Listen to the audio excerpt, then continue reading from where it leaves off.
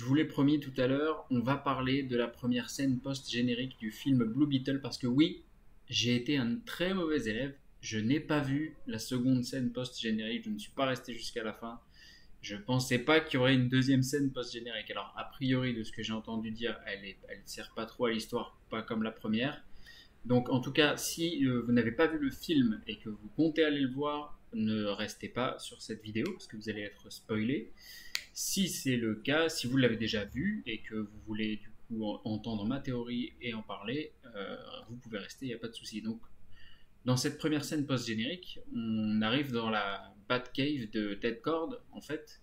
Le premier Blue Beetle, le père de Jenny Cord, qui lui n'avait jamais réussi la symbiose avec le scarabée.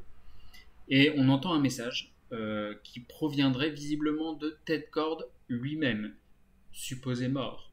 On est bien d'accord, supposé mort depuis le début du film, il n'est plus là, il est aux abonnés absents. Et la compagnie Cord Industries a été reprise par Vicky Cord, qui je crois était sa femme. Euh, Ma théorie à moi, c'est que c'est un petit peu facile. On vient de récupérer le scarabée, on a réussi la symbiose. Ted Cord serait en vie alors qu'il n'a jamais réussi la symbiose et que désormais il peut avoir sous la main le scarabée.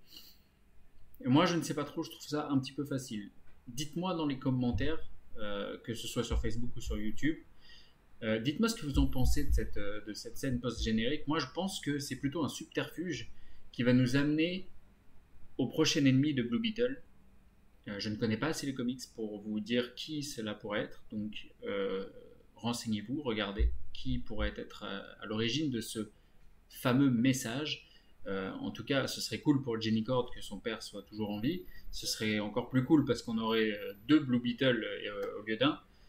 Mais du coup, ça me paraît un petit peu trop simple et ça paraît aussi bizarre d'intégrer un autre Blue Beetle, même si celui-ci n'a pas réussi la symbiose et qu'il n'utilise que des gadgets, plutôt que de garder vraiment que Jaime Reyes. Voilà, et bien écoutez, j'espère que vous avez apprécié la vidéo et que vous apprécierez la prochaine. Je ne sais pas quand je vais la faire, mais je promets que ce sera très vite, très bientôt. Ciao, ciao.